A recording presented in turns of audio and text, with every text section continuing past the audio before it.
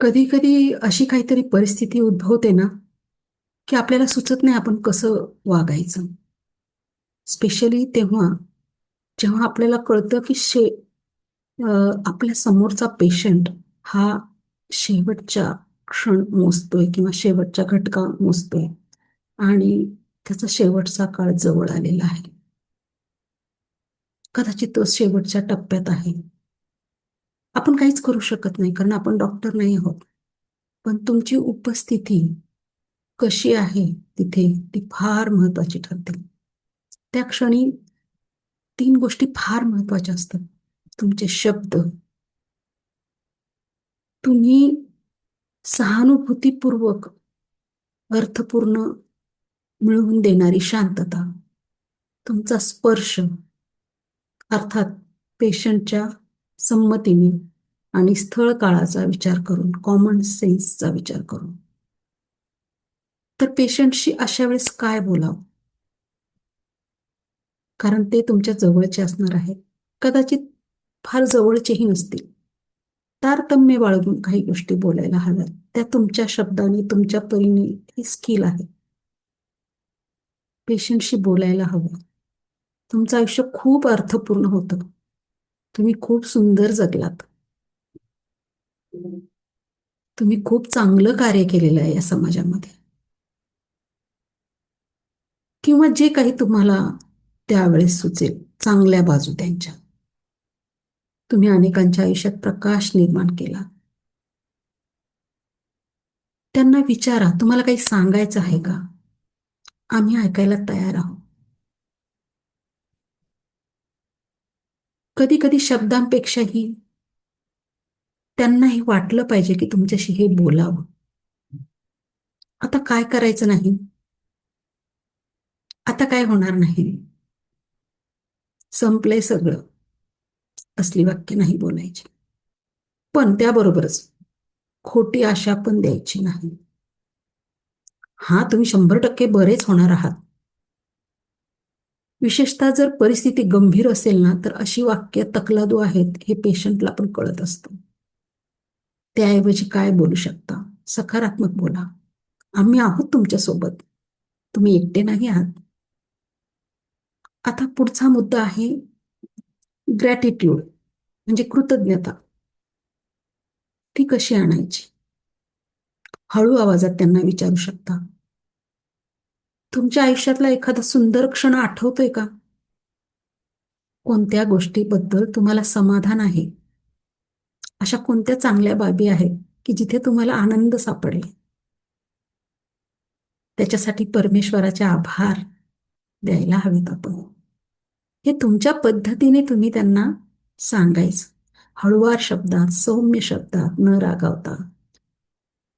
पण अर्थात बळजबरी पण नाही. फार डोळ्यात डोळे घालून पाहण्याची, बोलण्याची गरज नाही. तर तुमची फक्त सौम्य उपस्थिती तिथे ठेवा. तिसरा मुद्दा आहे क्षमा आणि मुक्तता. शेवटचा क्षण आहे. आयुष्यात प्रत्येकाकडून चुका घडतात.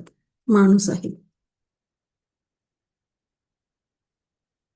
तर त्या चुकांसाठी समोरच्याला आणि स्वतःला, कधी कधी स्वतःला खूप माणूस अपराध घेऊन जगत असतो आणि त्या सगळ्या निगेटिव्ह एनर्जीचं, भावनांचं ओझं घेऊन शेवटपर्यंत असतो त्या बिछाण्यावर. मग असं विचारू शकता, मनात काही राहिलं असेल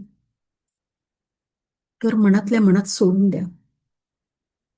परमेश्वराला सांगा, मला माफ कर. ज्यांनी दुखावले तुम्हाला त्यांना पण माफ करा.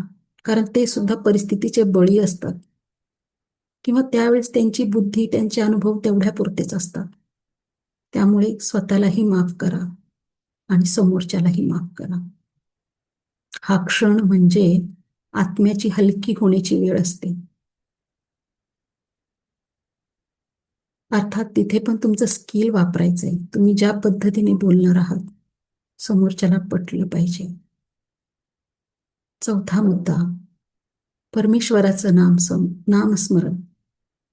पेशंट जर आस्तिक असेल, म्हणजे परमेश्वराला मानणारं असेल, धार्मिक असेल, तर इष्टदेवतेचं स्मरण करायला सांगा.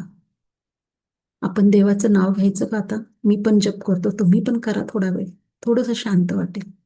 त्यांना आवडणारा मंत्र, स्तोत्र, जप हलक्या आवाजात लावा. पण व्यक्ती जर धार्मिक नसेल किंवा नास्तिक असेल, परमेश्वर न मानणारी असेल, तर डीप ब्रीथिंग करायला सांगा. आपण शांत श्वास घ्या आता. छान वाटेल तुम्हाला. मग अशा वेळेस नातेवाईकांशी काय बोलायला हवं?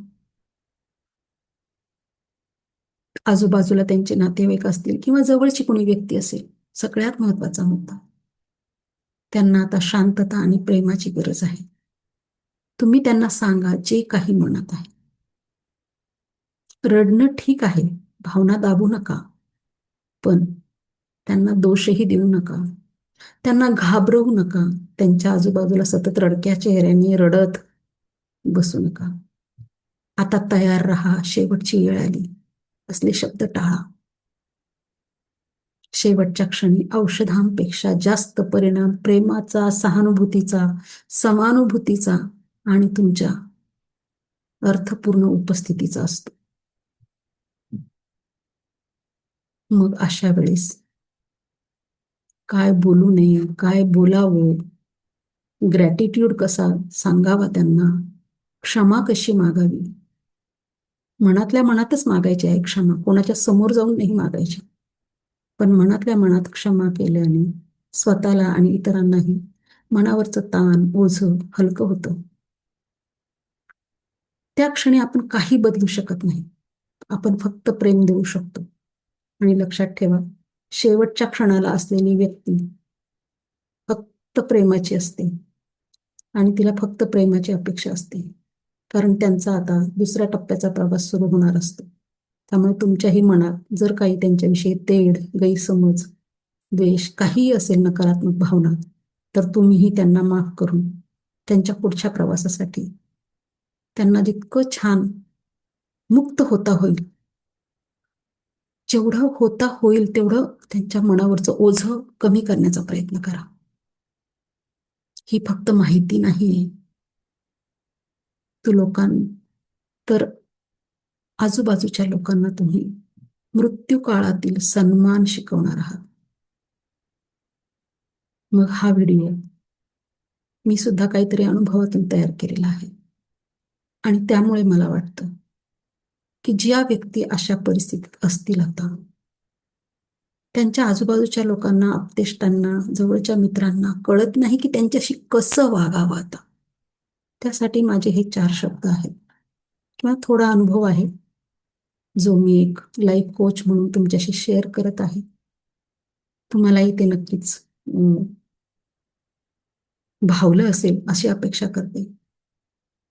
आणि हा व्हिडिओ ज्या ज्या व्यक्तींपर्यंत तुम्हाला पोहोचवणं शक्य आहे, त्या त्या व्यक्तींपर्यंत पोहोचवा.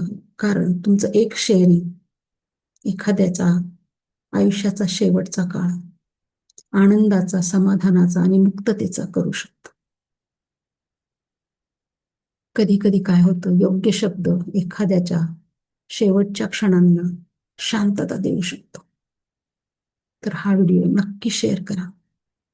कारण तुमचा हे शेअरिंग एखाद्याच्या आत्म्याची, जो शेवटच्या क्षणात आहे, ज्याला शांतता नाही, ज्याला मुक्तता हवी आहे, शांती हवी आहे,